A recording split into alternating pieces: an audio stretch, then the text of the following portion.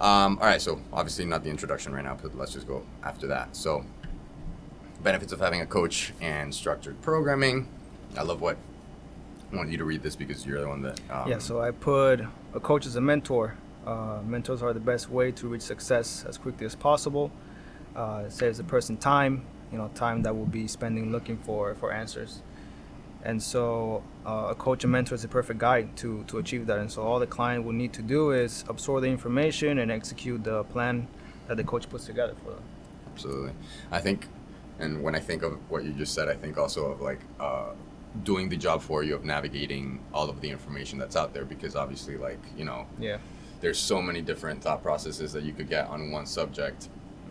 And I think that a lot of people like try to listen to too many people at once. So having a coach as like somebody that, like you're saying, a mentor, somebody that guides you through, for the lack of a better word, especially when information is contradictory. Exactly. A lot of information tells two things at the same time that maybe contradict each other. Having so much information that you have analysis. It's paralysis. Yep. Right. Like you don't know which one to pick and how to start. Exactly. So when you have a coach who tells you, start with this. Exactly. And so you kind of put the responsibility on the coach. Mm-hmm. Kind of makes you feel like more safe. And you just like do what the coach tells you, and if it doesn't succeed, it's his fault. It's his fault. Yeah. And so like you kind of end up doing something. Obviously, if you have a good coach, he'll end up giving you the right tools. That way, you become successful. So exactly. That's how you know if you have a good coach. Right. Which is a point that we'll talk about later. Yes. We'll get into that as well. So I also put, I think he's the next one I wrote. Having a coach with experience will help you navigate, and this kind of goes into the same thing, navigate obstacles that arise in the gym or in daily life in the form of pain, injuries, or changes in daily structures. Where your coach can adjust the program to fit your availability and ensure that progress is not lost. So I think that it's really important that sometimes people kind of work through things without understanding that there are other tools that they could be using. So if somebody's having pain squatting, if they don't have a coach, maybe they do have training experience, but then they're just kind of be like, all right, I can bear through the pain, it'll be all right. Or even, like I said, also daily life changes. You change your job, your schedule changes. You don't have the availability to, do your regular structure anymore, your regular program. So having a coach kind of can guide you, make changes. Okay, maybe now you have 3 instead of 4 days available. Let's reconstruct a program that can still, keep that progress going, keep tracking, the volume and all of those things without, sacrificing too much. Yeah, I think the life portion is very important because people don't usually understand that their life impacts their training just as much as their training impacts their life. 100%. It's a both-way street. And a lot of people I think don't get that. Stress in your life will make you worse in the gym. And I think a lot of people also stress so much about what the best thing to do is rather than what can I do? Manageability. I used to think this is something that applies more to life than even to training, but sometimes manageability, I used to think manageability when people used to tell me you got to have manageability. I used to think I need to be able to manage the things that I have already. But really manageability sometimes can mean you got to take away a little bit so that you can, be consistent. And consistency, I think, is, overarching everything else. It doesn't matter how good your program is. It doesn't matter how good your coach is. It doesn't matter how good anything is if you're not consistent. If you don't do it. Yeah. You don't do it. Yeah. That's right. Yeah. Then next one. That's something I wrote as well.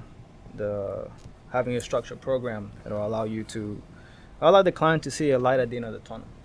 And so, as a coach, you want to present to the client the product and show them what they're gonna do. And when you explain that to a client, they all of a sudden feel like, okay, this is achievable, because as a coach, you put it together in steps. Yeah. And so one of the things that help people adhere to a program is achieving small, sustainable goals. Like if you want to squat 500 pounds, you gotta be happy with, if you started at 150, now you're squatting 175, that's a win. Absolutely. And so when you get that win, and then you're like, okay, 200. We got 200. And then you start seeing the light of the tunnel. This is possible. 500 pounds is possible in the next, 2 years or it's whatever. You don't give them A and Z. You give them A, B, C, D, E, F, G. Exactly. Having a roadmap. And actually that's the literal next thing. I just wrote the same thing that you wrote, just in different wording, is having a roadmap and understanding how to get to the goals. Because I think a lot of people just have their goals and they're just like, I'm going to show up to the gym until I get there. And they don't have you're saying that A, B, C. They just have that A and then Z, and they don't have how do you get how do you get from point A to point? There's actually a and- lot of statistical data that shows that like whenever you compartmentalize your goals, it's way more likely that you Yeah. achieve them. Oh, for sure. And I think it's important, like Jose was saying, having the difference between short-term goals and long-term goals. Yeah. Like you can have that 500-pound squat goal, but in the way there, you have to allow yourself to have smaller goals that, might not be all weight related. Maybe I can squat deeper. Maybe I can, squat and feel more stable. More with the Maybe- pause or something like that. Yeah. Exactly. Yeah. Also, things like that. making these small wins makes it more likely. I think that you will be more motivated to keep going Right. towards the goal. Because Right. if you don't see yourself progressing these small like wins, then what are you doing it for? Yeah, Right. you have to celebrate the Yeah. small wins For because sure. if you don't allow yourself to celebrate, it doesn't keep you motivated. Yeah. If you just say, "Oh, I'm only squatting 200," oh, "I'm only squatting 225," "I'm only squatting 250," but dude, you're like 3 months ago you were squatting 200. Yeah. But, Yeah. but now you're 250. But you gotta celebrate. Yeah. And then once you get to a 500, it's gonna feel even much sweeter to Exactly. achieve that. So Exactly. Absolutely. Okay. Yeah. So how can a coach, how can you spot a good versus a bad coach? I think this is a very important one because nowadays there are people like, what is a coach? You know what I mean? everybody's a coach, man. Everybody's Nowadays. It's a coach. Apparently, It's a yeah. coach for everything Yeah, nowadays. exactly. So I think that this is a multifaceted question because Yeah. I almost have grown to like dislike the term personal trainer. Me too. Me too. Oh my god, dude! I really wanted to keep that out of my business because I think it has such a connotation with like a regular commercial gym trainer that's gonna make you sweat, Mhm. Yep. and that's what I don't like. Yep. Because I think this profession is a lot deeper than that. Absolutely. Oh, yeah. I do think 100%. that I mean, and these are like lifetime goals. I would like for the standard for coaches to be so high that it could be something that's almost covered by healthcare. Oh, absolutely. I think trainers are the first layer of healthcare because they're Absolutely. preventative. Yeah. But in order It's for that preventative something like healthcare. that to happen, like we're saying, the standard of what is a coach needs to change, and it Yeah. can't just be, oh, I gained 20 pounds of muscle, so now I'm going to start training people. Yeah. Yeah. And I think that it's really insidious because a lot of people are very genetically gifted, Yep. and I think that the more genetically gifted you are, the less you learn from the process of building muscle. And this is completely anecdotal from my experience of what I observe in people, but I think that all the best coaches that I've noticed, they're always the one who struggle to progress because Yes. they're forced to put themselves outside of like they're forced to put themselves in a position where they need to learn as much as possible to be able to progress get- themselves. To get Yeah. a little bit of progress Yeah. that someone that has great genetics can get in a year or so. Yeah. Yeah. And that's the thing that And they doing end up the wrong things doing too. the wrong things. Yeah. They end up getting these results, and it works for them. It's good for them that they get to achieve that. Mm-hmm. But then they get excited because like, oh, I cracked the code. Yeah. Exactly. I cracked the code. Exactly. I'm gonna become a coach now, and I'm gonna teach people how to get as big as I am or bigger. Yeah. But then Yeah. you end up training people, and then you end up figuring out that not everybody is like you, and people could get injured quicker than you, or people probably don't eat what you eat, or they don't have the sleep as same genetics, they much, don't sleep as recovery. much, they don't have as much time as you do. Like you, sometimes coaches dedicate their lives to coach, so Mhm. you have time to train and Yeah. stuff like that, and you train 4 or 5 days a week. When you train, and then you end up training the accountant, Mm-hmm. and he only has time, or she only has time to train 3 days a week. What do you do? How do you put together a program for them? So it goes, like Nick says, it goes much deeper than just saying I'm a personal trainer. Yeah. Like you have to figure out a lot of things before you start coaching somebody, or naming yourself a coach. You have to learn and keep educating yourself year to year. So, Exactly. I think a coach is a student at the end of the day, really. And every coach needs to think of themselves as a student because, it's something that is changing every day. New information comes in. You also need to be able to sift through all of this information and understand what, not just what's true, because a lot of it is true, but what's applicable, I think, is more important. I think a lot of people get caught up in, again, the truth of like, is this study correct or not? And not, and not a study, but like sometimes people like just documentary, Netflix documentary. Oh boy, yeah.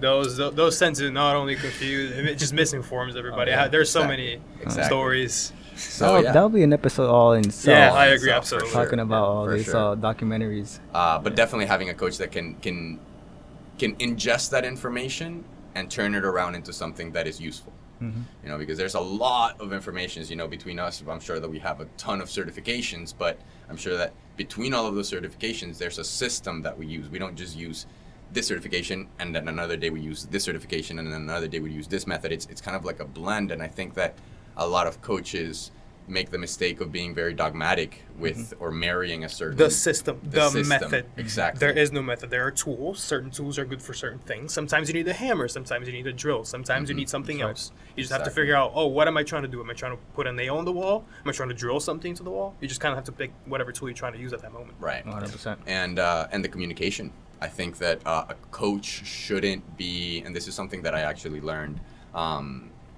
with my experience in LA Fitness mostly, because I think in LA Fitness they pushed the make the workout look hard for other people watching, you know, so that other people are interested in and make the client dependent on you so that they feel like they need you, therefore they don't leave you.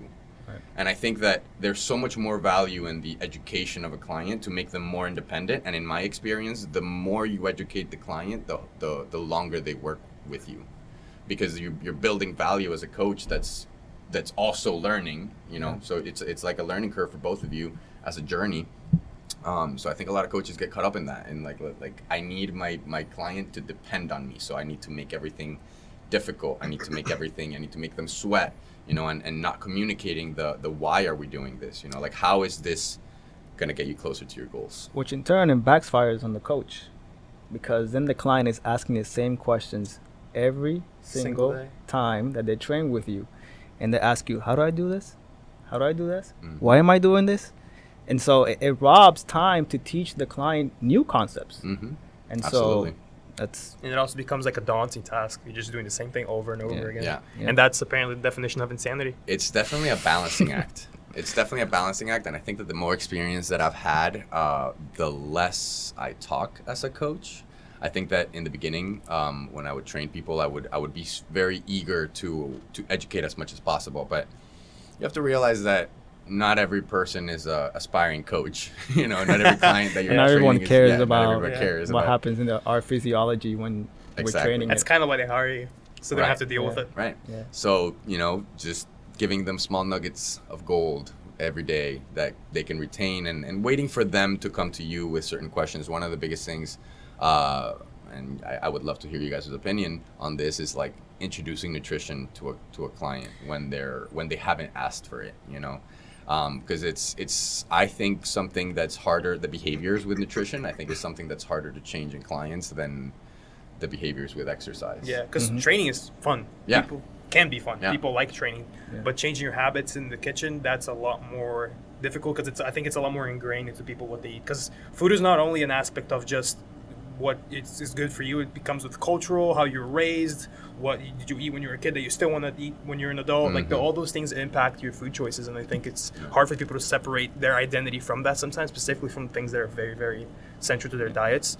But it's very, very important to people to understand that food is only it's fuel to your exercise. That's number one thing. Right. It's fuel to how your body should feel and everything. Exactly. It's nourishment. Yeah, absolutely.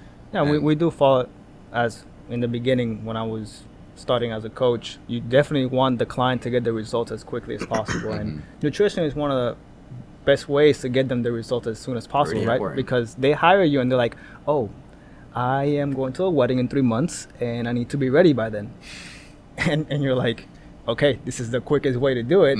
But if you introduce nutrition to them too soon when they're not ready, they can end up failing, because nutrition has become something that is an emotional adventure for people. You know, like you go on Fridays, you go out to eat with your friends, or you go out to eat with your spouse, or with your partner. It's a social thing. Social, cultural, emotional. And so they might not be ready to say, no, I can't eat that today, or no, I can't eat that amount, or just kind of change the lifestyle all completely. Because when you start eating the way that you're supposed to eat to get the results, you're changing your lifestyle. It's 100%, 360 turnaround from what you're used to doing. Let me ask you this: do you think that's our job? It's supposed to, our job, a part of our job is supposed to gauge when the client is ready for something, or our job is to just tell them what works, and it's their job to figure out if they want to do it or not? That's a really good question. I'm just going to give you my opinion on what I do. And so I don't push the nutrition on them until they ask me. That's what I do as well. I used to do that. I used to tell them, hey, And I never you had luck should with that. you should eat more protein so you can recover in between sessions, grow some muscles, and I'll explain to them exactly what protein will do for them, right over their head. Right. But when they ask you, hey, I think I'm stuck, or I don't think I'm getting the results, do you think I should start doing my nutrition or getting better nutrition? Then I'll introduce it into the training. Yeah. Yeah. But is it our job to answer your question? Depends. Are you a nutritionist? Right. Like, do you have that kind of background? Other than that, you can refer to a nutritionist. Sure. And that's a Um, really good point yeah. that I kind of want to expand on, because I've had the luck of having clients that are also working with dietitians or nutritionists on the with me. And so I always think it's important that there's communication between healthcare professionals, whether you're a coach with a physical therapist or a nutritionist.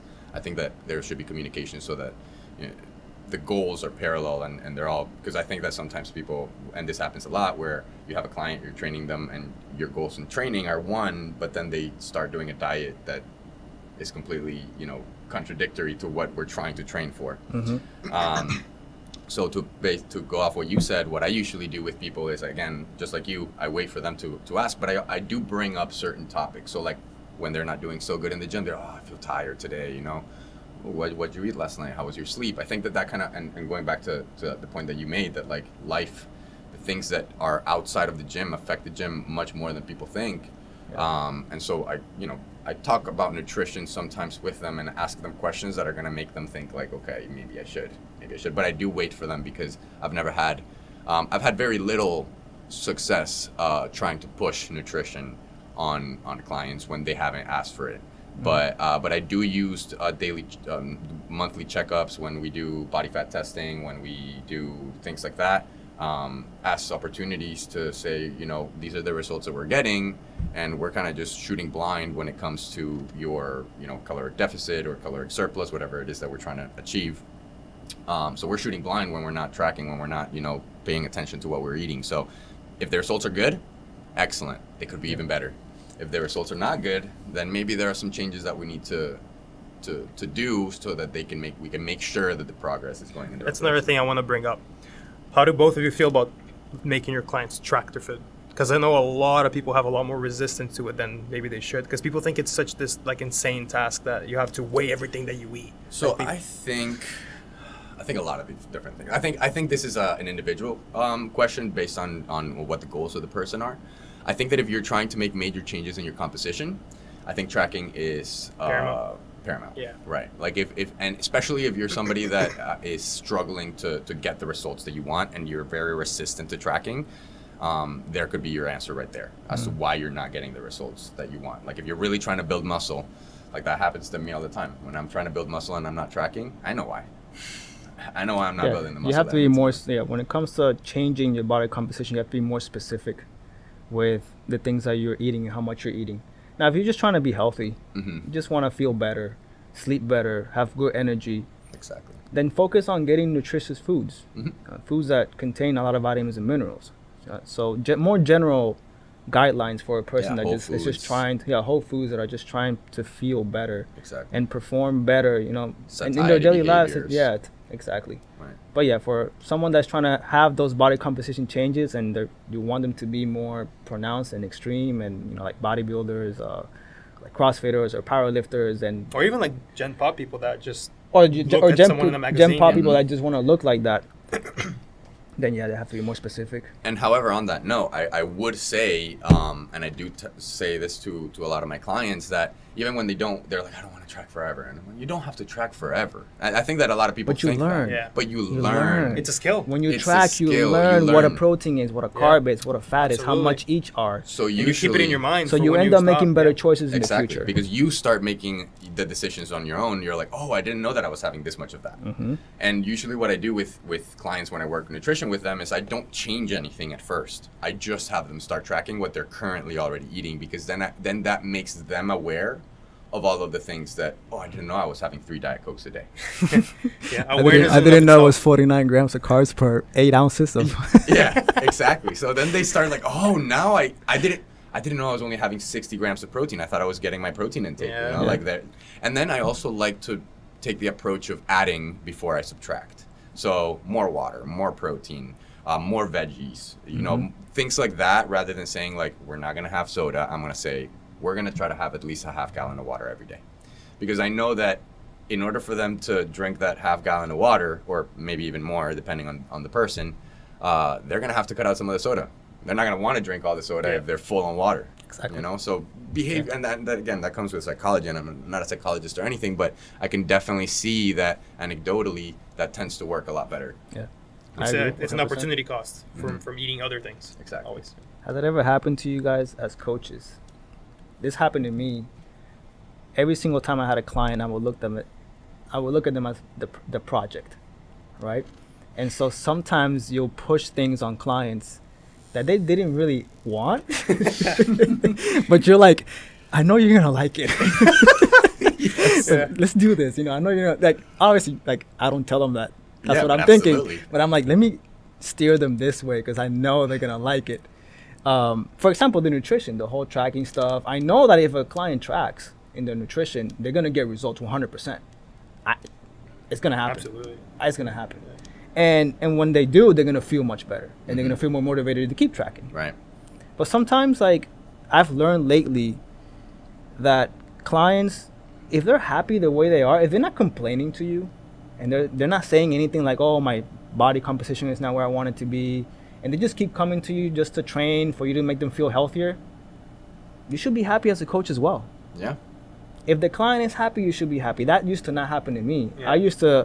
My client was happy, but I was like, no, I'm not happy. I want you to be more I shredded. need it I need you perfect. to be more. I want you to be stronger, more mobile. I need you to eat more protein. That was how I was before because I'm always striving for more, personally. Yeah. And I was trying to instill that into my clients, but Yeah. now I'm more like a laid back. It's like if you're happy, I'm happy. And Exactly. that's a huge that's something you have to deal with too, like as a trainer yourself. Is like not everybody's gonna want the best of to be the best of the best of everything. Right. Maybe we do because we're fitness, like we have been in fitness for a very long time. That's what we've been doing. But people just want to make you feel good. People sometimes just want to. And there is the type of client that will enjoy, you know, Right, the give me every little piece of advice Yeah. that you have, and I will take it. I do have, But they're the minorities. They're Yes, very, absolutely. very, very minority. Yes.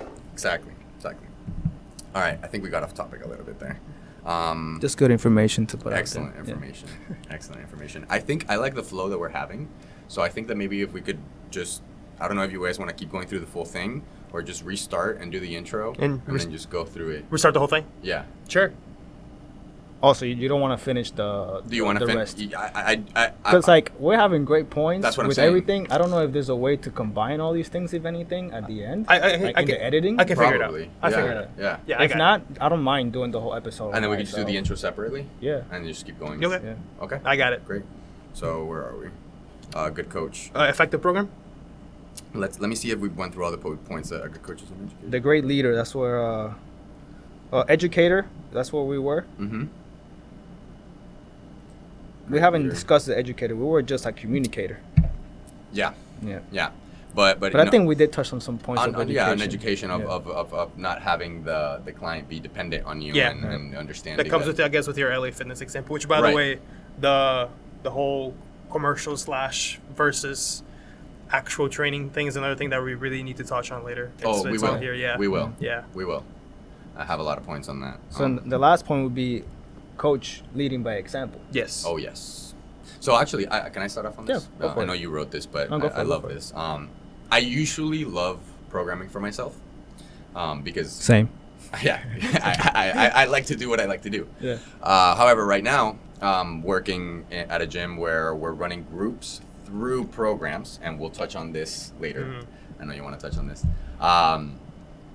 So I could have ran my own program, but I'm coaching people on a program that I did not write. It's an effective program. I like the program. So I didn't write my own program, and I'm following that program because of exactly this point. I think that it's so key to understand how the program feels, not just for science reasons, but also for logistic reasons. Like there has been times that I've programmed for myself, and as I'm executing on paper, it makes perfect sense. But as I'm executing the program, I'm like, I did not like how that felt. Maybe I'm going to change the order, or maybe I'm going to change the rest period, or whatever the case may be. So that gives me better coaching points, because if I'm doing the exercises, if I'm running the program, if I'm doing the tempos, if I'm doing the rest periods, if I'm doing the cardio, if I'm doing the mobility, then I can better communicate tips and cues and certain things to the clients that I'm training. Yeah, So, 100%. Absolutely. Yeah. So that's where it brings my biggest pet peeve in all coaches. It's if I meet a coach and he doesn't or she doesn't train and they're training people, that drives me nuts. Oh, yeah. Like I don't know how you're training people and you don't exercise yourself.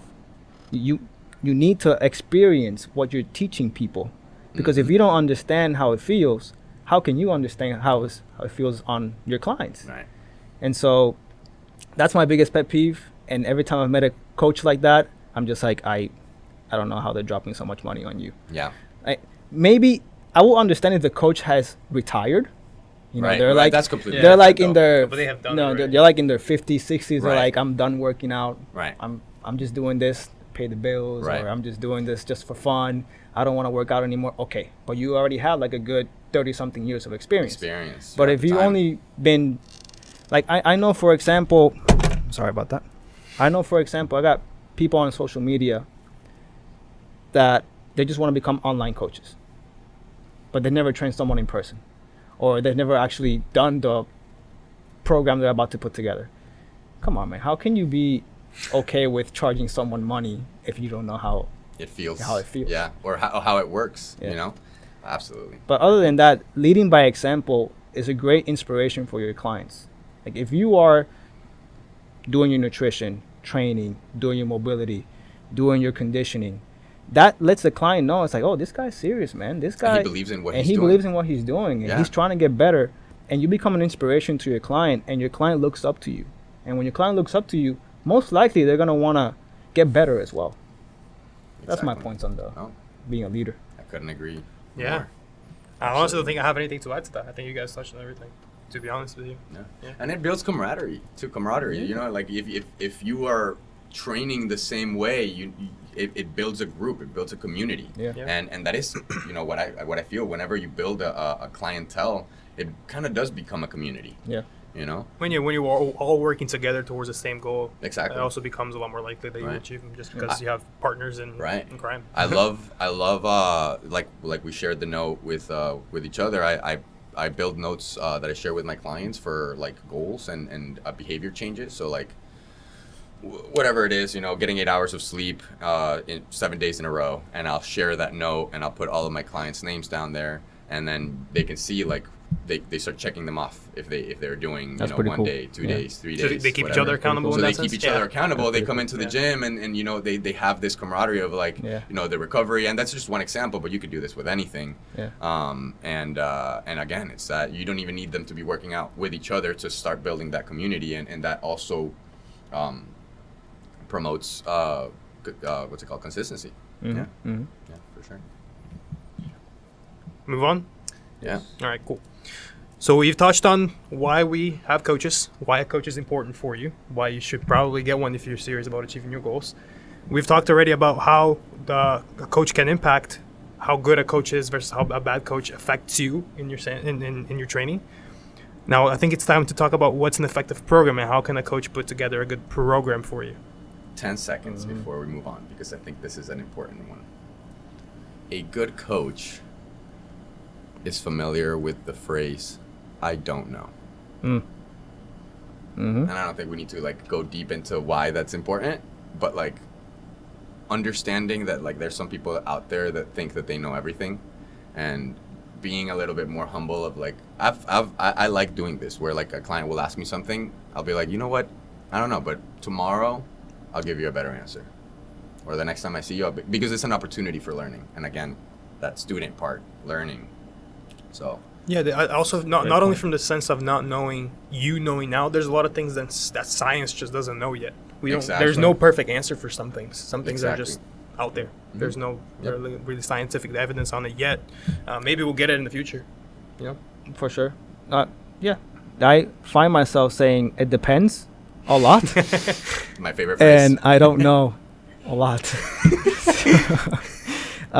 But I've never lost respect for my clients because they see that I'm honest, and they see that I am trying to learn and find that answer. And they trust you more when you do know the answer. Right. Because they know that if you don't know the answer, you'll tell them that you don't know the answer. Yeah. So when you do say something that you're confident in, they're like, okay, I know he believes in this. Yeah. And I know that he's not just pulling something, out of thin air. Mm-hmm. Okay, so we can move on now. So yes, as Nick was just saying, what defines an effective program?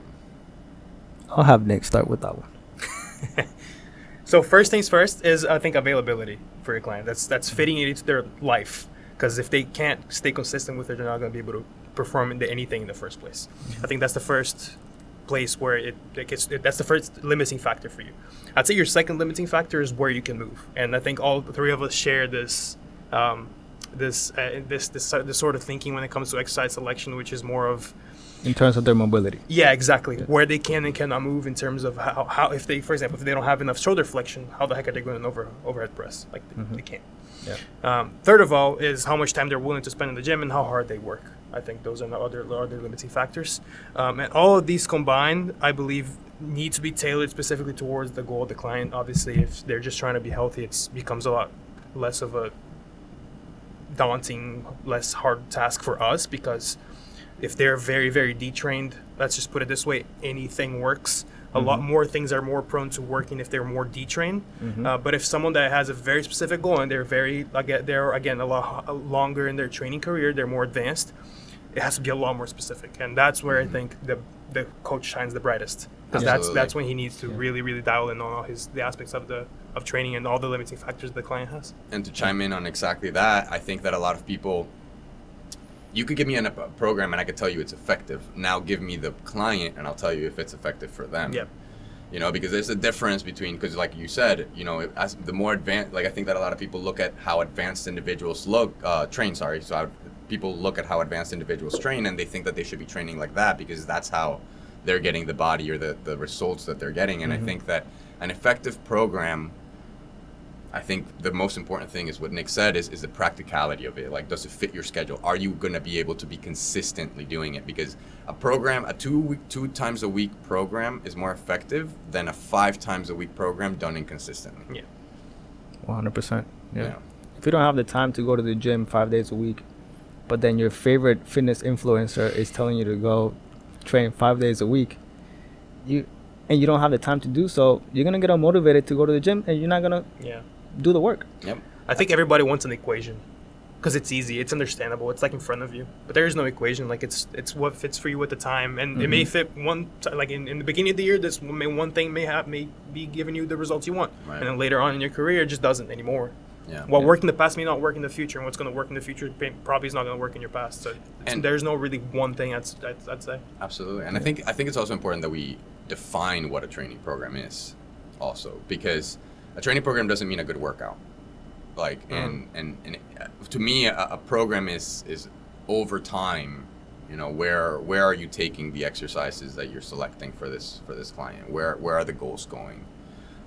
So I like to write programs in 8 to 16 week macro cycles where I progress the exercises, the client, the focus, the modality of the phase over time. And I think a lot of people look at a workout and they think like, was this a good workout? And that's what defines to them if it's going to be effective or not. Whereas I think that just, again, where the program is going has more of a factor in if it's effective or not, rather than like, was yesterday's workout effective? Yeah. There's gotta be a definition of what is a good workout. Yes. Yes. Because everybody has their own definition it's of very a good loose. workout. Mhm. It depends on your experience with training. Anecdotally, I've understood that when you're early into your training, a good workout can be defined as a workout that makes you really, really sore. Mhm. But as you start getting more experience with your training, you understand that workout that made you very, very, very sore can compromise your performance in the subsequent workouts of Mhm. your micro, macro, and meso cycles. Right. Accumulation. Yeah, accumulation. So that's something that we have to explain to people a lot with our programs. When we put together a program, they might do the first day and they're gonna be like, I didn't feel anything, or I didn't feel like it didn't make me too sore. I liked it, But that's the thing. but it didn't. Feel. Yeah, Hmm. but it didn't make me so sore. I could walk. Right. But okay, Yeah. you know, yeah, I get it that you can walk, but we're looking. I don't like to define the word good workout, bad workout. I like to define it. Was this a productive program? Yes. If we started, let's say the person's goal is to gain more muscle mass, but during the workouts, you're trying to see performances of more repetitions, more weight from workout to workout. So you can kind of gouge and see like if I'm getting better or gaining more muscle mass. Hmm. Obviously, like you're not gonna see super great changes from here to like 3 months of training, Right. but you're gonna see something. Yeah. So that's why from week to week you want to see performance increases. Even if it doesn't make you sore, if you're increasing your reps and you're increasing your weight from week to week, that's a win. Yeah. If you started with 100 pounds and at the end of the program you're 150, and you look bigger, and Yeah. you look leaner, but you never got sore, was this a productive program? I think Absolutely. so. Have Rather you than ever getting super sore and not getting the results. Right. have you ever come across a trainer who make the definition of a good workout to make their clients throw up? Yeah, that was Yes. me when I was 19 years old. And I think a lot of trainers started there. We all because- started like Yeah. I think that it's experience. Experience kind of teaches you. I think Yeah. that one of the things that you said, God, I'm blanking on what I was about to say. Thank God we can edit this. No, but in terms of a good workout, and the soreness, like I think that for people to understand the cost of training, I think is important. I think that's kind of what you were alluding to. yeah. I think that people think that like I need to give it my all every day, but the true definition of giving 100% means that there's going to be a tax on your body, which means that the next day you're not going to be able to tap into that 100%. You might feel like you're giving At least it not all. the same quality. Exactly. Yeah, and maybe That's what another I'm saying. quality. So like you might feel like you're giving everything you can, but your central nervous system, and like I don't want to get into too much complications here, but like your central nervous system will not give you the ability to tap into that. It needs to 100%. recover from the previous workout where you threw up. Exactly. There's a cost. There's a cost. If you went 100% on day one, you cannot go 100% on day two, even if you think you're going. Now, you may, 100% for on example, day you two. may not go Max 100% effort. on the same thing. On the same thing, But you right. can definitely go 100% Yes. on another Yes. quality that you also want to train as well that will supplement your original training goal, which Exactly. is something that I think a lot of powerlifters specifically do not understand because they Mhm. want to powerlift every day. Yeah. And you know, powerlifting is not the only thing that's going to make you a better powerlifter. There are Right. so many other factors that will also influence your powerlifting that you can train while you recover from your powerlifting training. And there's different mindsets that you can have when you walk into the gym to execute your workout. You can have that mindset of like, okay, today I want to get some new numbers. Or you can have the mindset of today I want to come in and practice my movement. And I want to practice the way that I move. I want to make sure that my mechanics are on point. I want to make sure that I feel good when I'm walking out of the gym. And that's another thing. I think that most of your workouts, you should feel better when you're walking out of the gym than when you're walking in. And not every workout, you should feel like you're dragging yourself outside of the gym. Yeah. You know? Definitely. All right. Oh, this online coaching. That's a big one. Online Mhm. coaching. That's a big one. That changed the game for us. Yeah. Online coaching. And I think it will even more in the future. Oh, yeah, I think 100%. over time, more clients are more and more asking more for online coaching than in person because it's just convenient for both the coach and the client. Absolutely. Yeah. I've had a few clients that I've coached online. You guys both have a lot more experience with online coaching than I have. Most, I would say 95% of my experience has been in person, which alludes to what you were saying. I think that I don't see how people could train online if they haven't Yeah. trained people in person because it's Yeah. hard enough getting Yeah. somebody to do things properly in person. So training online, both forms. I've trained people through Zoom, and I've trained people just writing programs and checkups and whatnot. And I think there's benefits to both. I think that during a person's training career, you could choose one or the other. I think that online training takes a little bit more training experience to, like, if as a not as a coach, but as a, well, both as a coach too, but as a client, I think that maybe if you've never worked out before, online coaching might not be the first step that you should take. Whenever someone comes to me for that, I make it as a disclaimer, like, make sure that you have had some prior experience to training, at least some minor experience, or else it'll become a lot harder for both of us to like what's going on. Right. Yeah, so let's talk about the pros and cons Right. of online training. And so, pros, it's affordable, more affordable than one-on-one coaching. Because nothing is ever going to replace one-on-one coaching. Right. You will never get the best experience that you could have. That's at the top of the pyramid. When you have your trainer there, watching every single repetition, making every single adjustment that needs to be made for that day for the client, that's going to have the most value. Yeah.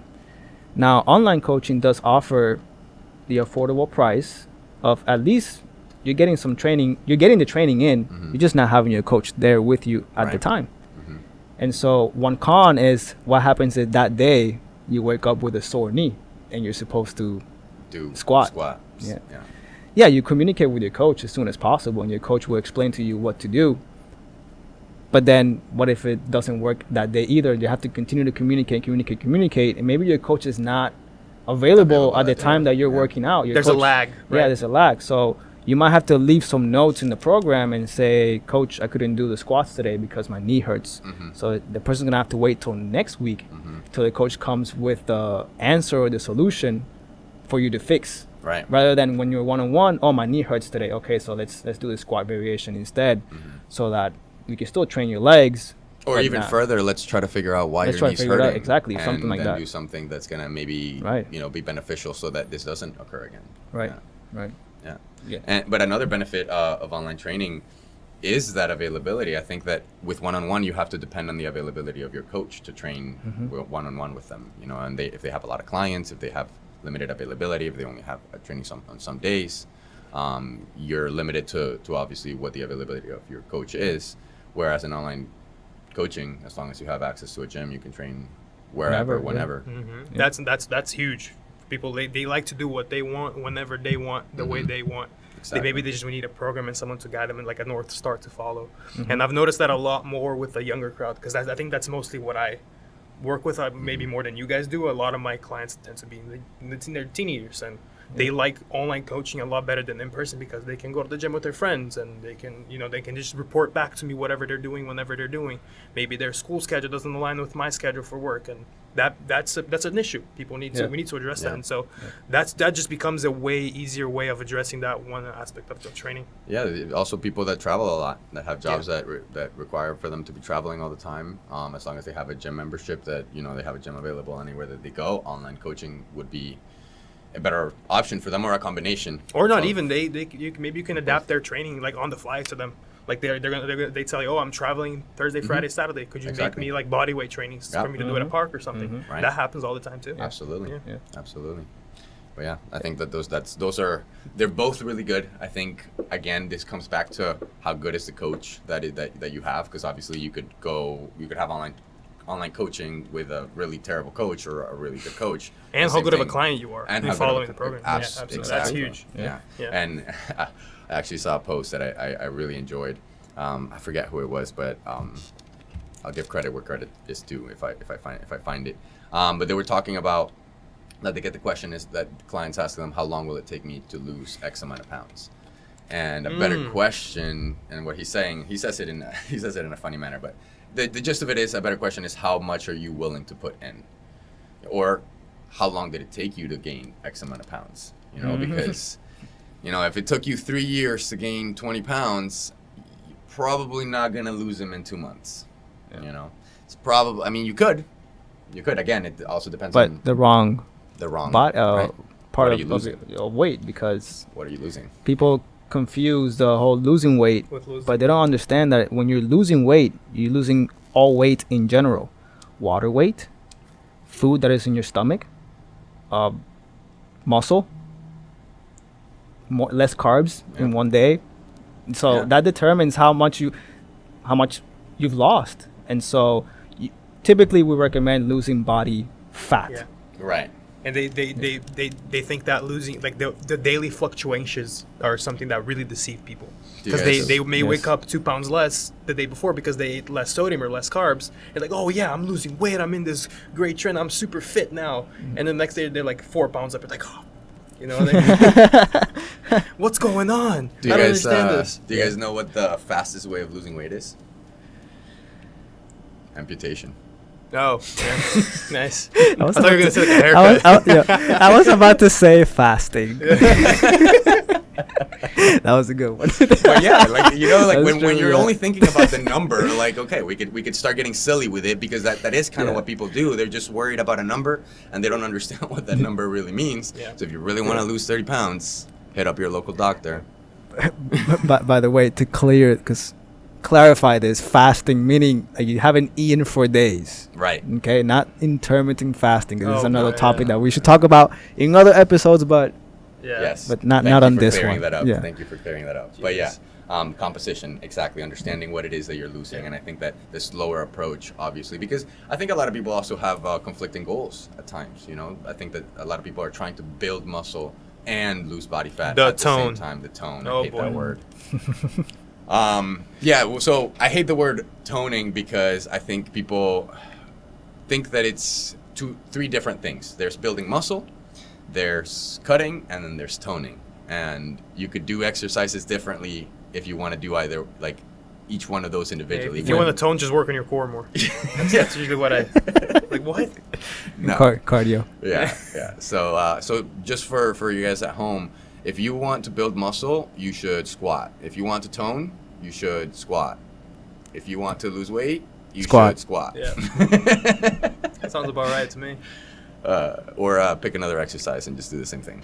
Yeah. Over and over again, harder every Yes. time. Yeah, that's pretty much how it sums it up. And have your proper nutrition. That's what's gonna determine if you're gonna end up cutting, maintaining, toning, whatever you want to call it, Yeah. building. Exactly. Because that does So- exist. It's a body recomp. That does Yeah. exist. It's just harder to happen, and it's very specific populations that can happen in. Like, it's usually detrained or untrained people. Mhm. If you're already higher level of training, that's a lot harder to happen. Yeah. Yeah. So then what makes the muscle look more toned? Okay, so that's a two because that's a question that people get a Oh, lot. Like, man. how can I make my abs Pop more. toned? Right. Yeah. Mhm. That's a big. They want question I want that them you to get. pop now. Right. Yeah. So, both. I think that building muscle, if you build more muscle, you will look more defined at higher levels of body fat. But at the end of the day, if your levels of body fat are too high, it doesn't matter how much muscle you have, you're not going to be toned. And at the end of the day, the way to lose body fat is by being in a caloric deficit. And there's no really way around that. Yeah, unless you guys know of some sorcery that I don't. Magic pill. I've heard of that. There's some DNA testing going on for people to turn on their DNA and just lose all the body fat and get strong. That must be super effective. It's super Oh, dude, effective. that's Yeah, that's gonna steal our It's- jobs, man. We're gonna be unemployed. It's over. Exercise science field. It's in the come up. 2022. That's what I heard. R.I.P. But yeah, so simple things. It's I think people try to complicate things too much.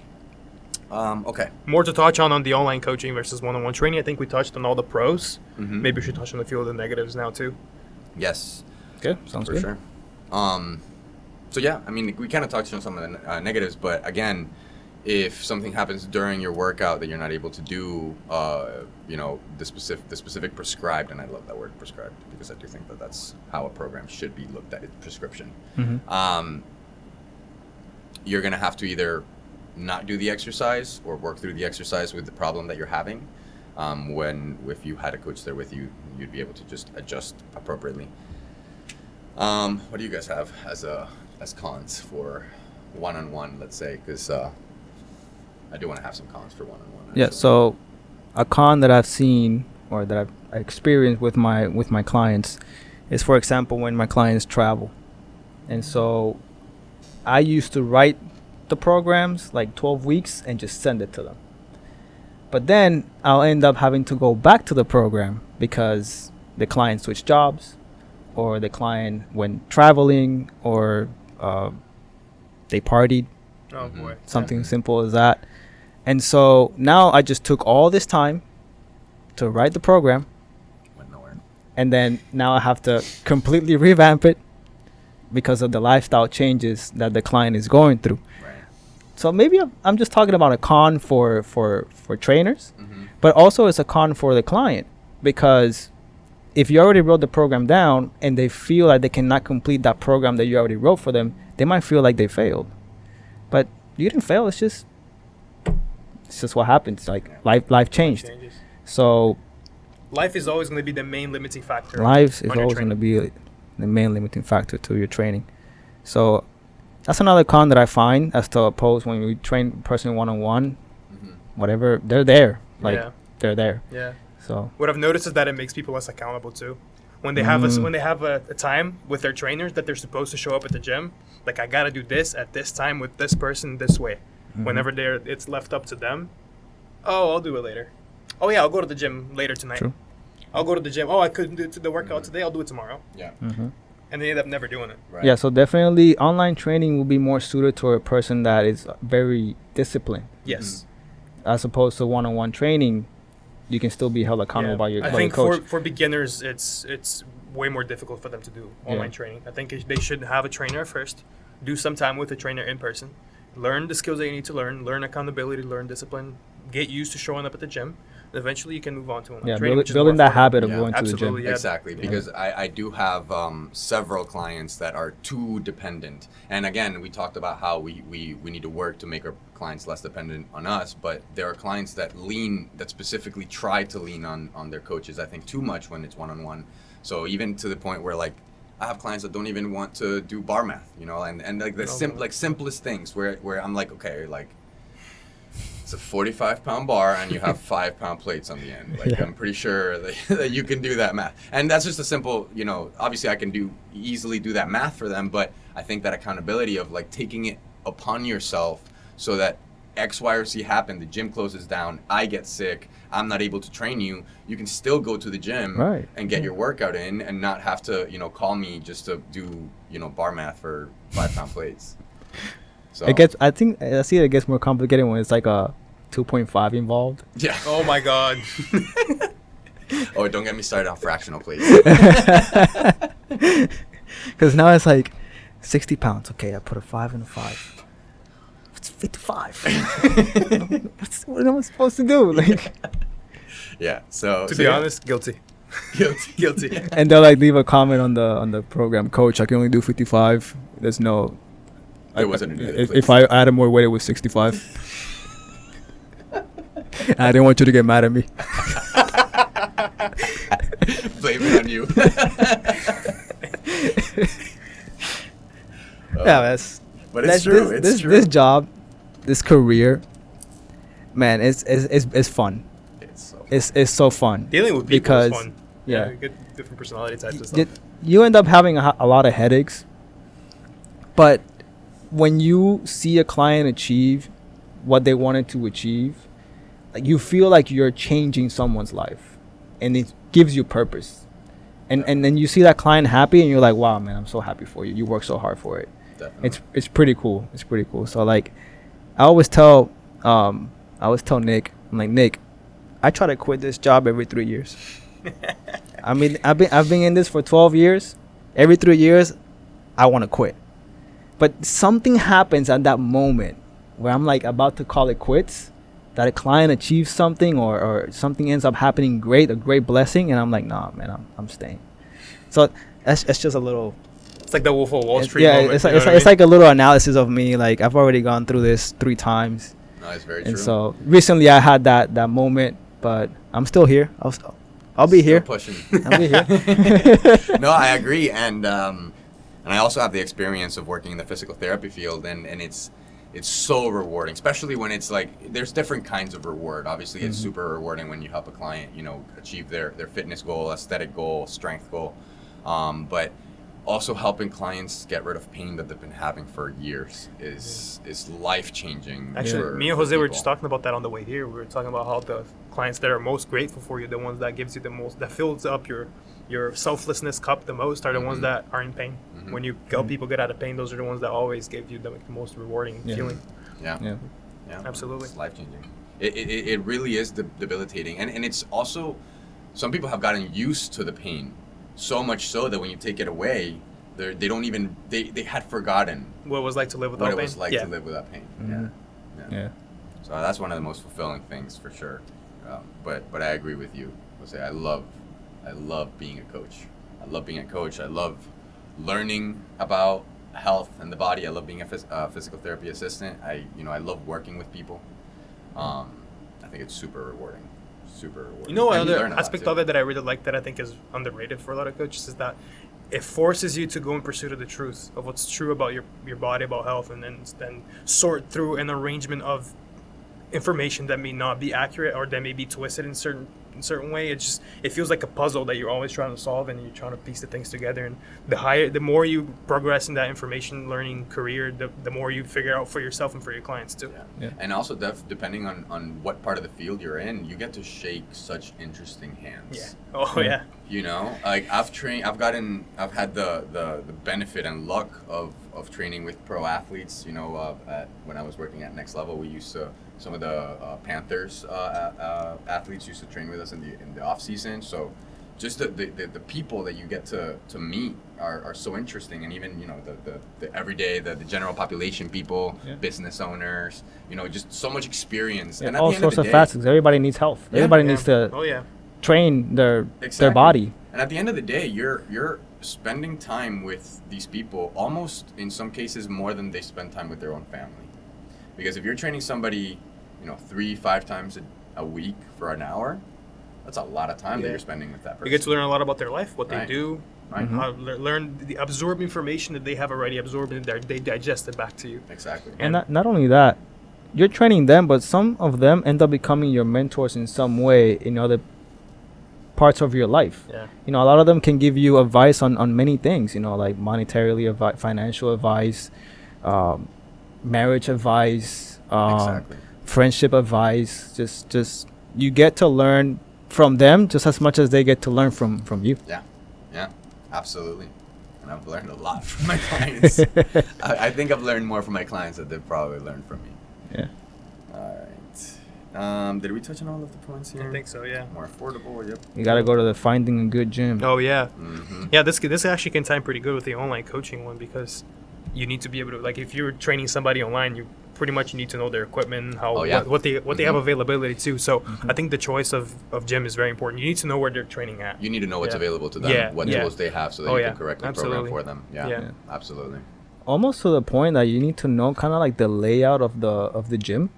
Yes. I ask that question to my clients. They're like, "Can you send me like a video or send me like the website of the Yeah. place?" Yeah, to make things logical. Yeah, make things logical, because if you want to put together a superset, let's say you put together a superset for lat pull downs along with I don't know, machine press, but then Yeah. the lat pull down is in this corner and then the machine press is in the other corner, and you're working out at, the person is probably working out like at 5-7 p.m. Yeah. Yeah, clean both machines at Yeah, different sides of having the gym. exactly Yeah, like the the water gym. bottle and The stuff. gym is packed, and then you're in that person ends up being the douchebag that puts the towel in the water and both the Probably the same person Yeah. that's, And they that's text curling you. in the It's like, squat you rack. can't do takes this. it, yeah, and then they text you that they can't do it. So like you need to know the layout, Yeah. so you can put together a program that is efficient for them to train, Mm-hmm.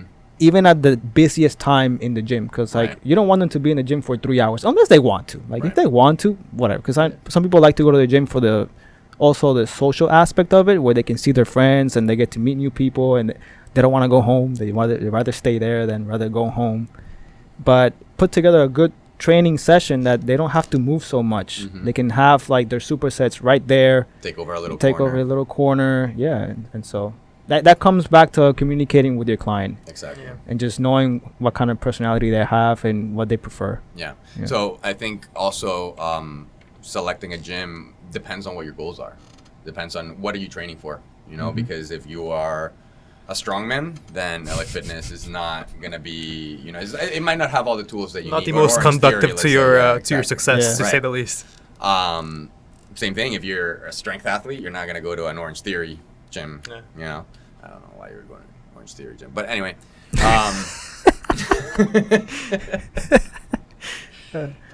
Yeah. So just understanding what your goals are and the tools that you need are going to be crucial to selecting a gym that has those tools available, and also the layout and all of that, and also affordable. Is it close to you?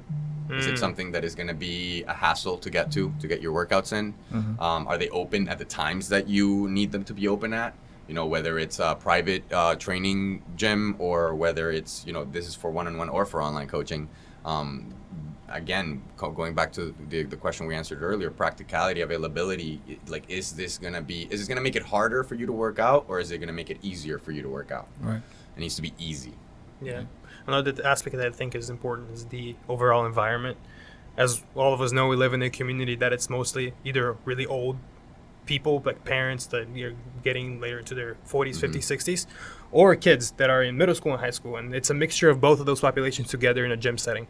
And although a lot of adults don't like training with kids around, running around, throwing stuff around, like it becomes like such a hassle to them. And I know people that have left gyms and people that have switched gyms specifically for that reason, regardless of equipment, like availability of time, just specifically the people that go there, the environment that they're in, just becomes overwhelming for them, I suppose. Right. Yeah. No, absolutely. I think environment. I have switched gyms because of the environment. Yeah. Yeah. Same. And I think we all. I think we all have. Yeah. So. Are we all talking about the same one? Probably. Yeah. But and it's also like such a good feeling when you walk into a gym, you know that it's a good environment. Because also, I love when I travel, I like looking up gyms around the area. Oh yeah, that I'm in. that's like a hobby of mine. So like when I travel, make sure that I want to try a gym in every like place that I travel. That's sick. I like Exactly. That too. So you know that feeling when you walk into a gym and you're like, Yeah. this is a I'm good gonna one. like it. This is a good one. Yeah. So and I think with that one, we can segue into The group Is training. The group Is it training a because public it gym? impacts Right. your gym choice. Exactly. Is it Yeah, a public gym? that's a or is big one it- that I want to ask mostly both of you, because I think both of you have a lot more experience in that field than I do, because we both have worked with that. I haven't necessarily. I did a class when I worked at the Y for a little bit, but like specifically just a group training gym I haven't worked at, and I know you guys both have. You have worked in multiple, from what I understand, and I just want to hear what you guys think, what the pros and cons, and what could be done better and what is necessarily should be included. Yeah. So I have a lot to say on this. So I kind of want you to. Oh, you wanted me to start? I was gonna ask you to start. So just a little bit of background. My first experience working in a group training gym was because you helped me get a job at F45 when we were both there, which we both had a lot of opinions on. But you got to do what you got to do sometimes. Yeah. Share them. So you don't want to say Niggas like first? spill the tea. Yeah, I'm You don't wanna- curious. Spill it. You don't want to go first? You want me to I'll go. You I'll wanna go tackle first. it? I'll go first. Yeah, I have. So I have experience with both training in the group fitness and the one-on-one. I prefer to do the one-on-one because I like to educate and I like to concentrate on my client rather than concentrate on 27 people, 35 people. Yeah. So that's my preference. In a group setting, as a coach, you're kind of more like a cheerleader. Yes. Okay, you're trying to like motivate and clap, and you're trying to let's go, and you're screaming all the time. I'm not a very loud trainer. I'm by not the way. exactly. I'm not a very loud person. I'm very mellow. And when I coach, I'm also very mellow. I'm not like that sergeant kind of guy. I'm more like silent, but I also like tell you what to feel, and I coach you and I educate you what you should be doing. But something that I like about F45 when I worked there was that it took me out of my comfort zone. And that's something that I think everybody needs to get out of their comfort zone. And so I learned how to be a little bit more loud. It taught me the way that it runs is that you do circuits. And so you have a time per set. Typically it's about 45 seconds of doing the exercise, and then they give you like 15 seconds to move on to the next exercise. Hence the name, I suppose, right? Yeah. So it's 45 minutes at 45, functional 45. So functional exercising for 45 minutes. So And this is 45 just one example, but there's a lot of places that Yeah. are very similar to Yeah. this. And so you get all types of people in one setting. You can get people that are advanced in their training and people that have never worked out before. And the challenge is making the training fit for everyone while not having control of the programming. while not having control of the program, because the franchises put together the program for the coaches. Yeah. And so you have to be pretty skilled at finding regressions of exercises On in the a spot. short amount of time on a spot. Because if you don't do that, you rob the person from the workout. And so the person has 45 seconds to do the exercise. And then if you're right next to them telling them, no, you got to squat like this. No, you got to grab the dumbbell like that. And you already spent 15 seconds explaining that. While there's 15 other people working out. While there's 15 other people working out, typically there's only about 1 to 3 trainers per class. You cannot take care of everybody. So you kind of run the risk of someone getting hurt under your watch supervision. Mhm. And so that, like I said, I enjoyed it. It got me out of my comfort zone. It's not what I prefer to do. I prefer to be a little bit more hands-on and just concentrate on that person, and that's it. Right. But yeah, that's my take. What about you? So, I so only, yes, I only did like 2 classes with you. I didn't do much with you. yeah, we worked Yeah. different shifts. Yeah. we worked there at the same period for almost like half a year, but Yeah. we worked different shifts. So Yeah. yeah, we never really did it together. But I agree with you. I think it also took me out of my comfort zone. It taught me a lot about cueing. You have to have really good cues that work for almost everybody, and you also have to have specific cues that you can come up with on the spot, like he is saying, and also regressions and lateralizations, whatever. But you also can't take it too far where you're now taking up too much time just coaching one person. Like Jose said, there's a bunch of other people doing the same workout that you also have to pay attention to, so you have to kind of balance that time. And when there is a new person, especially when people are just starting to sign up, I think so. Those are I'm going to talk about the good things too first, and then I'll talk about some of the bad things. I think it's a really good community builder. Well, 100%. Yeah. Group training. Yeah. And I think that keeps people accountable and usually group training gyms will also hold challenges and things like that, which again hold accountability. Some of the challenges I don't necessarily like the timed weight loss challenges, like how much weight can you lose in 1 month. I don't necessarily like that type of challenge, but again, it builds a community. It keeps people accountable. It keeps people consistent, and that's all a good thing. And I also think that I'm going to switch it up to CrossFit. I think that CrossFit also did a really good job of making the Olympic lifts and the heavier lifts more popular. Right. Even though I would, program things differently than they do it, I think that they did a really good job of now making the general population want to train with these lifts and things like that. So that's a good thing that they did for sure. Having said that, specifically at F45, like we mentioned, the coaches are not in control of what the program looks like. It's more based on what corporate does, and I actually found out that the way that they do it is they kind of run like surveys, like they have test groups and people kind of judge whether I would do this workout again or not, and then they kind of like ability basically, how much they like the workout. Exactly. So it's much more based on marketing and fun, which is very It's a very important. important aspect of going to work out. Exactly. You want to have fun. Absolutely. Absolutely, but it can't be the sole focus. Right. So I think that's definitely a negative. The other negative is, like you said, there's people that are all in the spectrum, whether they're a beginner or super advanced, and I know that they include plyometric training in F45. And plyometric training, if you are a trainer and you understand this, plyometric training is like the most advanced form of training. And it's something that you need to work up to and progress to and understand the basics. You need to be able to move slow before you can move fast. Your tissues have to be prepared to do that kind of training. Exactly. And they're just kind of thrown into the fire, especially if you're a good coach, you can kind of get around it. But if and this is another thing, that there's a lot of coaches that, at least in my experience, that were working at F45 that were not certified as coaches. So again, just having that experience might make the difference of like if an F45 is going to be productive or not with the clients, and if there's going to be injuries, if there's going to be retention, consistency, and things like that.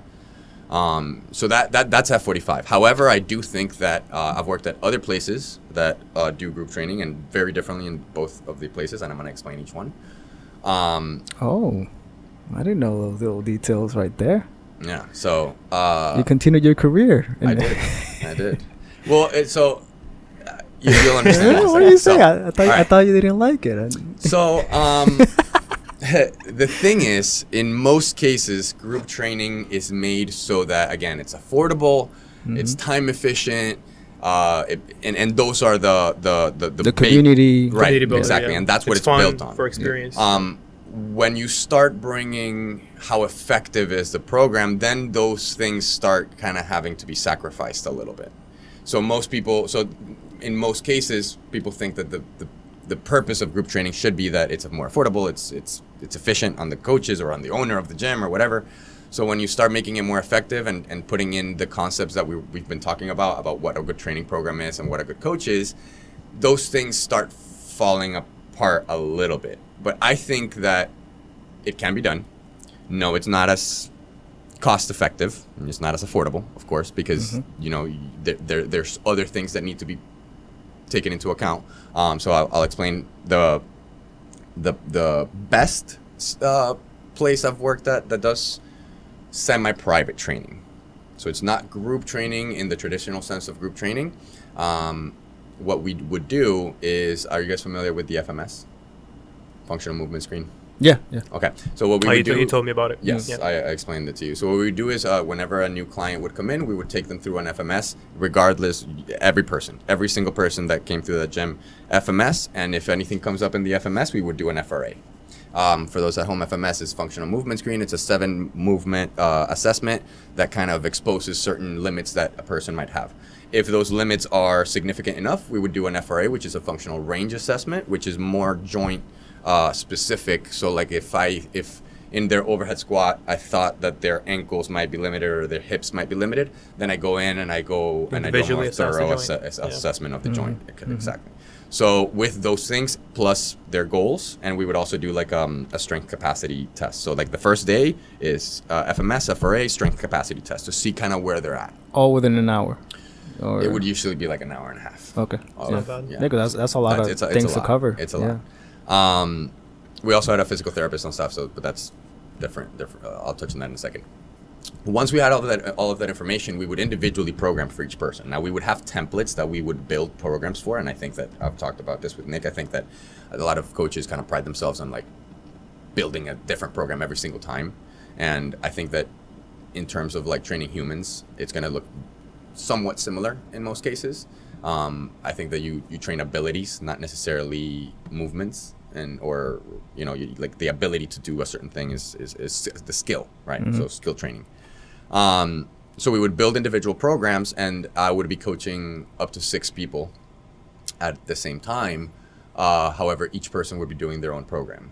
So it's still individualized training. I'm not running people through the same program. Each person might be in a different day of their program, in a different week of their program, doing different exercises, all within a gym that is, it was a warehouse, so it was pretty big. So 6 people in there, like it's pretty doable. Yeah. One coach for 6 people. They just happen to be all in the same setting as opposed to all be doing the same exact thing. Exactly. So basically, you're kind of like supervising Mm-hmm. that everybody's doing the amount of sets that they need to, the reps, And each their person's technique is where it's supposed to Do be. they have their workout on their phone? They're walking around with a clipboard.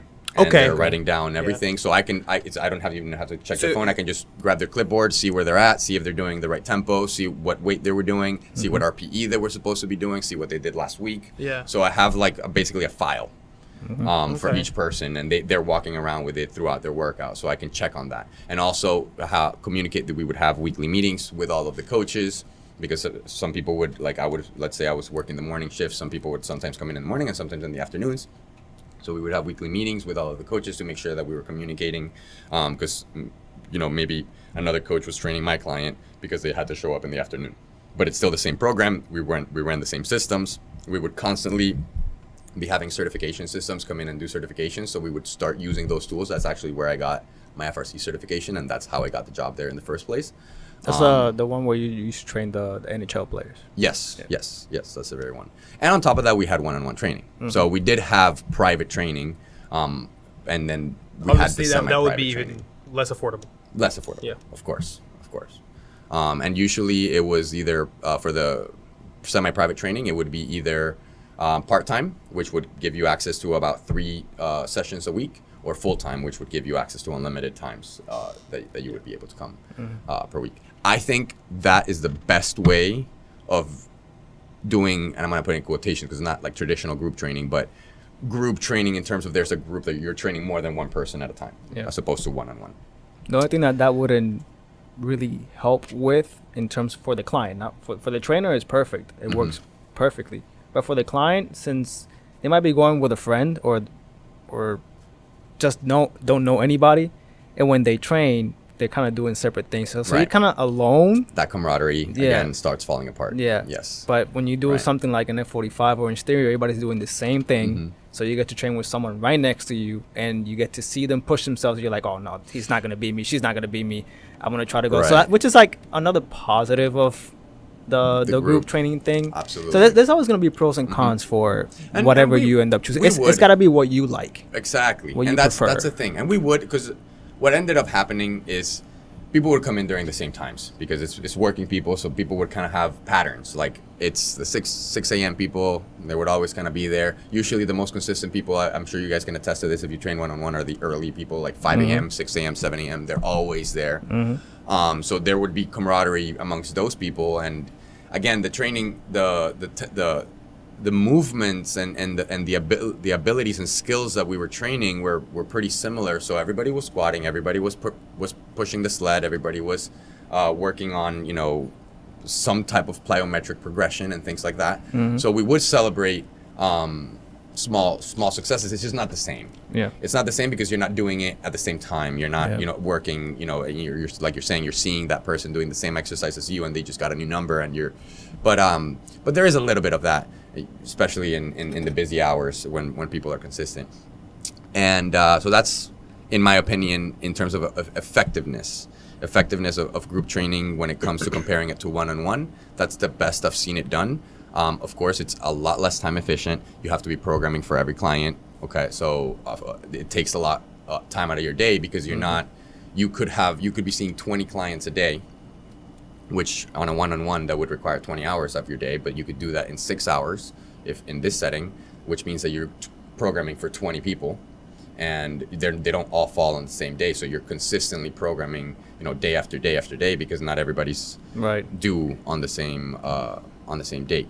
So of course there's cons to that as well, which is just more time. For the coach, it's harder for the coach to organize themselves and everything, and to But for program. a coach like I'm gonna speak for all of us, because I think that we all really enjoy programming. Yes. That's something for me that I sit down, I don't really see it like work. Yeah. I sit down, and to me it's like fun to kind of like write in the computer or wherever I'm writing a program. Like sometimes, yesterday I was playing, I don't know if you guys know, I play Fall Guys. I don't know if you guys know what that is. It's on the Nintendo Switch. So my fiance and I were playing. In between our turns, I'm just like writing programs on my phone. And she's like, what are you doing? You're supposed to be supporting me. I'm like, babe, I'm working. Yeah. Working. Not working, bro. I'm enjoying my time. I really love programming. As opposed to maybe a coach that doesn't like programming, working at 45 or Orange State would be like the perfect job. Yeah. Because they don't enjoy that kind of aspect. They just want to show up, do their job, and walk away and do their thing. Yeah. So No, I agree with you. I think one of my favorite things to do of this career, of this field, is programming. I enjoy it's like a puzzle to me. It's like I'm trying to figure out a puzzle, and I need to and then as I'm done, I'm like, are the pieces actually fitting? And it's an experiment. Right. Exactly. So and I've even done this several times where I imagine a certain client, like not a not real person, and I'm like, I'm gonna make a program for this person, and just to see, like, just to challenge myself.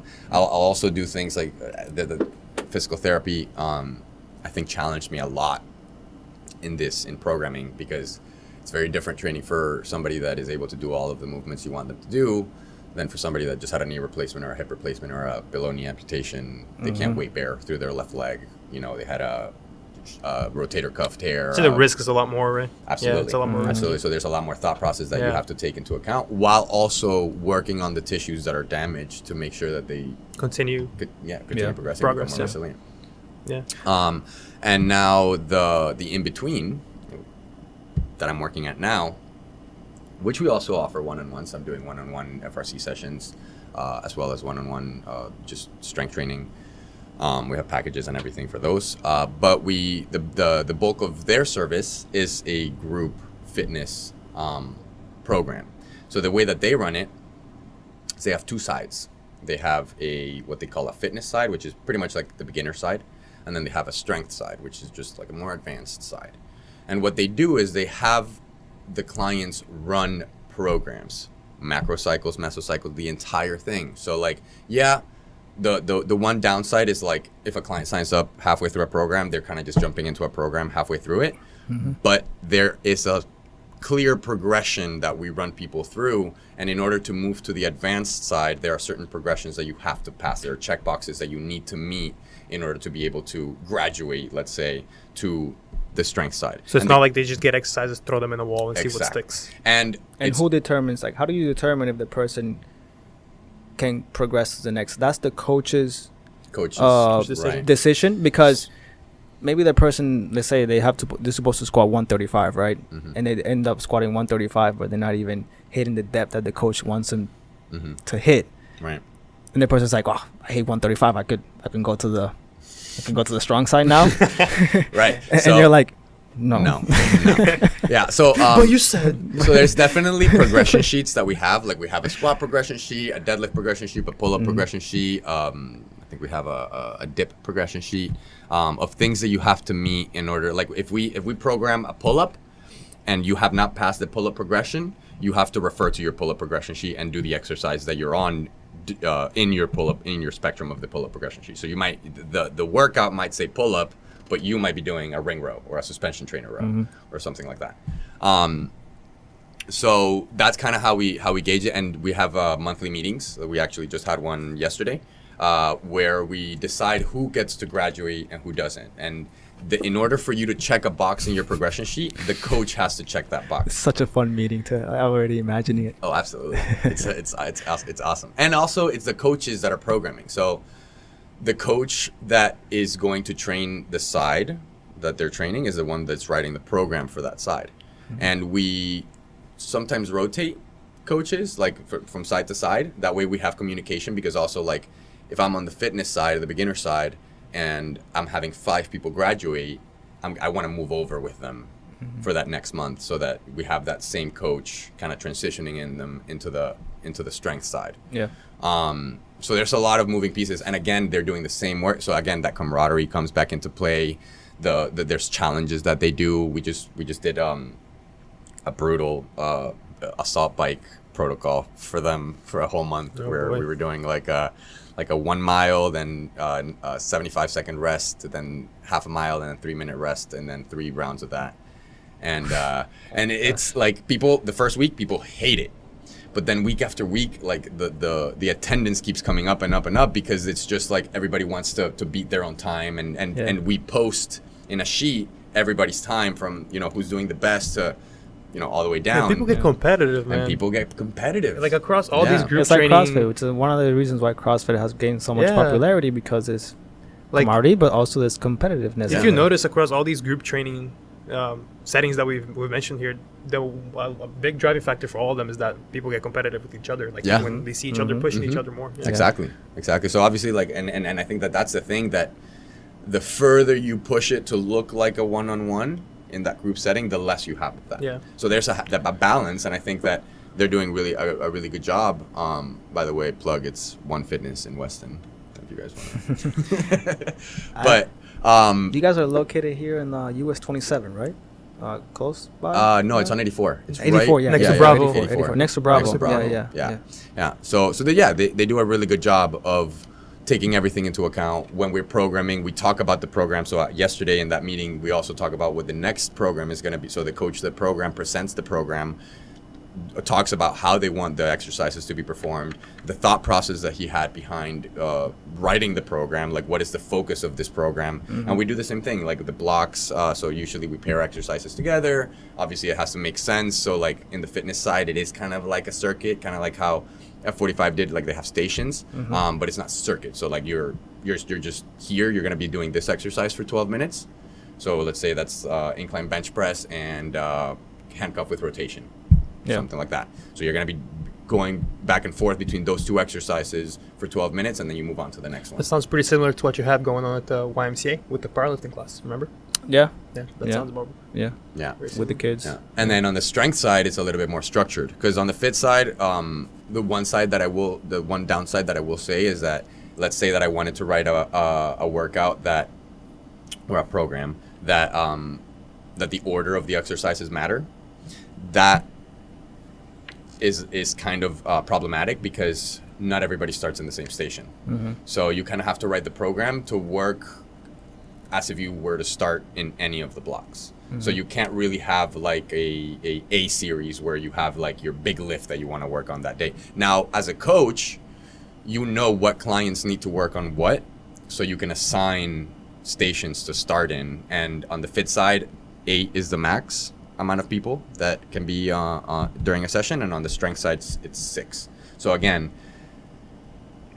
like the more efficient you get with the programming and all of that, the size of the group is going to have to be smaller, so that you can coach it properly. Because if you have a bunch of people doing heavy deadlifts, you don't want to have 15 people doing those things, you know, where you can't. It'll take the whole hour to finish the finish. exercise. Yeah. So yeah, I mean, you guys can ask questions. I would love to hear questions, because I've had all of the experience throughout the entire time I've trained one-on-one. So the entire time, even when I was at F45, I was also training one-on-one, and I still prefer the one-on-one setting. And I still love sometimes, with the good thing about having small group sessions is that every now and then you'll get a one-on-one. Yeah. Because nobody else will sign up, right? So like if just one person signs up for that group session, I actually met a few of the trainers. Obviously, they're not going to remember me, but I went to a powerlifting meet where I had some athletes competing, and you guys brought a few athletes in to that competition. It was before COVID. Do you guys still prepare people for powerlifting meets? Yes. And when we, I have not been there since they have prepared people for a powerlifting meet. But what they do is they write them lateralizations and tweak the program that the entire group is running. So like if the group is running maybe a higher volume workout and they're getting closer to their meet, maybe they will be doing a lower volume type of training and things like that. So yes, they we adjust, and we're trying to develop more. So right now we're trying to develop an assessment tool that can be practical, again, so that people can just come in. We run them through like a 4 or 5 movement assessment. That way we can keep track of like mobility as well as function. So, you know, doing things like right now, basically what we're assessing is overhead squat, shoulder mobility, hip mobility, stability, pretty much, like just checking those things, and incorporating more things that most group training gyms aren't incorporating. We also obviously work with nutrition individually. So it's not challenges. It's not like this, like, you know, lose weight as fast as you can. So yes, I do think that group fitness can be done really well. I just think that there has to be a balance between trying to make it to be as much money as you can make with working as little as you can, and actually being effective with what you're doing with your clients and providing a good service that, you know, people will like and enjoy and have fun, but also reap the benefits. It sounds like that where you're working at has that kind of balance. Which is pretty cool. I do have a question for both of you about that, because I have obviously mixed feelings about group training, as I'm sure both of you do as well, because there are both a lot of pros and a lot of cons. And so for the people that sign up with an expectation that it will provide them with the body composition changes that they want to progress to, and then they get disappointed by those training goals, do you think that is something that is ethical for them to market, that they will achieve certain body composition goals that just maybe not be the case because the training is less conductive to progress? Are you talking about the franchises themselves saying that you're going to get like this if you train with us? Exactly. I think it is an ethical problem, definitely, because I could go train at F45, but I'm not gonna look like that NFL football player that is playing at, that is not playing that is working out at F45. Because we had a few of those. We had a few professional basketball players, not NBA players, but they played overseas. There were some NFL players that showed up. They didn't show up when you were. They showed up in the beginning. I know the basketball player that you're talking about. So there was a few NFL players that showed up. Yeah. And everybody was doing the same workout as them. They were never gonna look like them. No. But I would also argue that no matter what workout they did, they might not end up. might looking not. Yeah, like exactly. Yeah. that, you know. So yeah, I don't think it's cool Yeah. for them to market like that. I mean, I get it that everybody's trying to make their money. Everybody's trying to make their life more profitable in a way. But Yeah. I like I told you in the car on the way here, I prefer to do it in an ethical way. I Yeah. prefer to take a long time. But I want to be able to go to sleep at night. I don't want to feeling like I'm sleazing people just for my own benefit.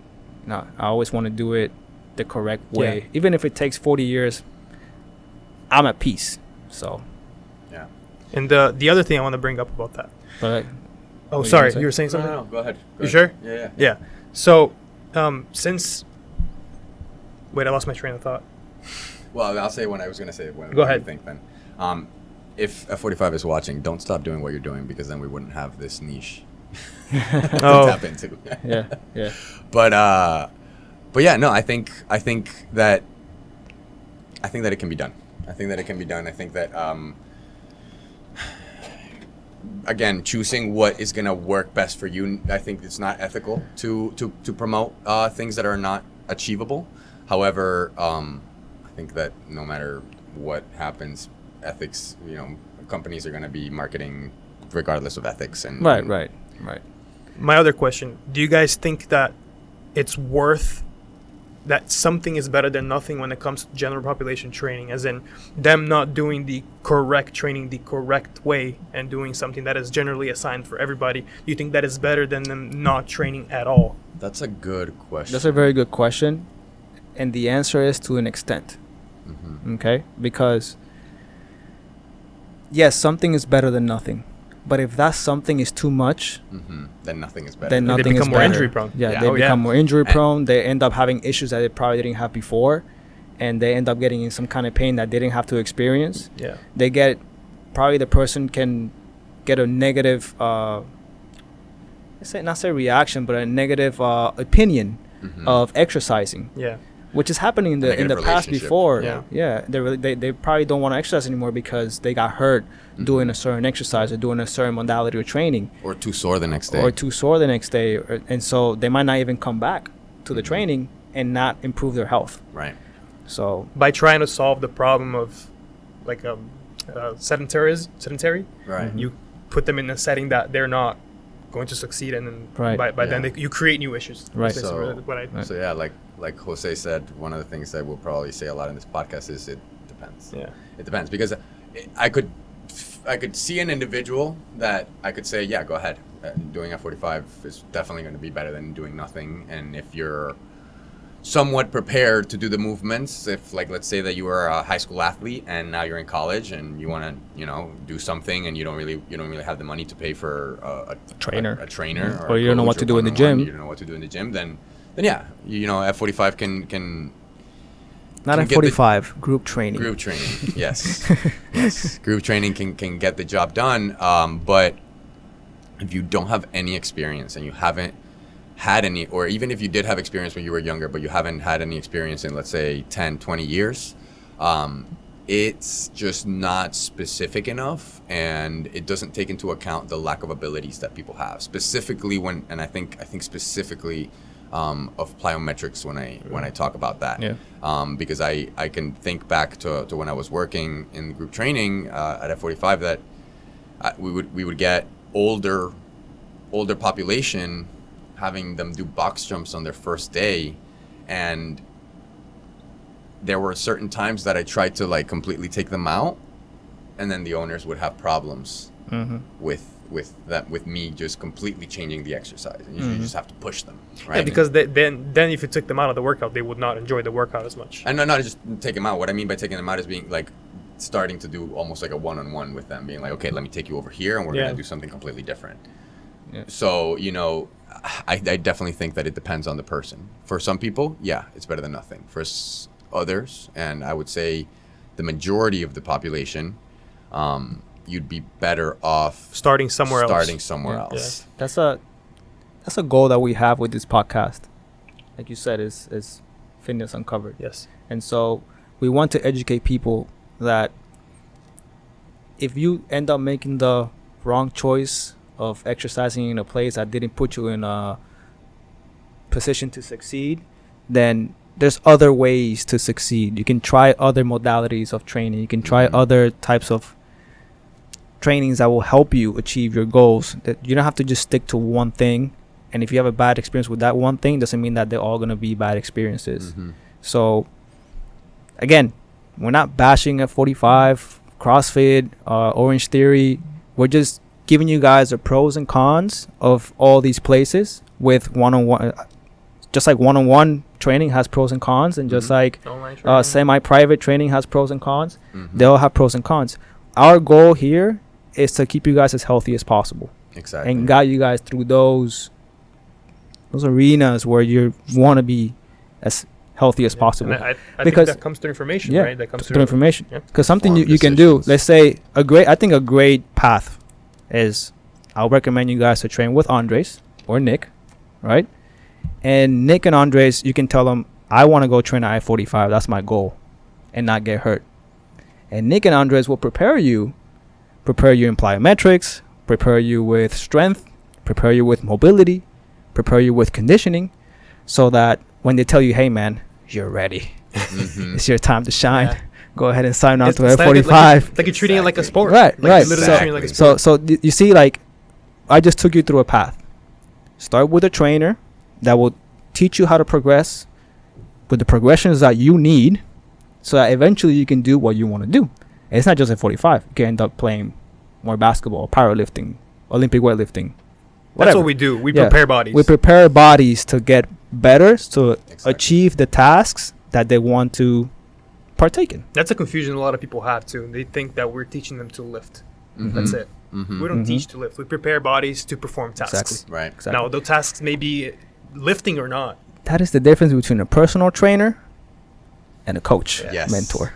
Yes. Absolutely. If you want to define it now, I like that definition. I like that definition. And yeah, and I think that, on that point, not being limited to how do I word this? There's a difference between training movements and training tissue. Right? Yes. mm-hmm. Yeah, Right, that is so- very stressed on with the FRS model. Yes. Yeah, absolutely. And I think that that's something that's Shout out to Dr. Spina and the FRS system, guys. Yes. Everybody, John Quinn, Dewey Nelson, Mhm. Dr. Shivers. Great platform to learn, guys. Yes, and absolutely. We are all certified in FRC, and it's actually, at least for me, completely changed the way that Yeah. I train people. Mhm. Completely changed the way that It I just train. it de-patternizes you the way you think about training. It's like you don't Yep. think about the exercises anymore. You think about movement patterns and where you need more movements to complete what goal and Mhm. whatnot. Right. Yeah. They're changing the game. Yeah. Exactly. They're changing Yep. the game. It also gives you a Absolutely. more clinical background, let's say. It's a lot more Oh, for sure. it's more clinical yeah. than just performance oriented. FRC is the thing that has helped me the most in physical therapy. Yeah. Yeah. Hands Wow. down. Hands down. I can say that most of the tissue training that we do that I do with patients and in therapy is derived from FRC. The concepts. Because, and yes. Yeah, because it's still in the curriculum of physical therapy. They just train you to rehab the muscle and the action that the muscle does. So again, cadaver anatomy. Mhm. So if you had a patellofemoral tendon tear, you're going to be doing a lot of knee extensions. when the if- knee does way Way more. More than that. three more things than just knee extension. Yes. Yes. Yes. Okay.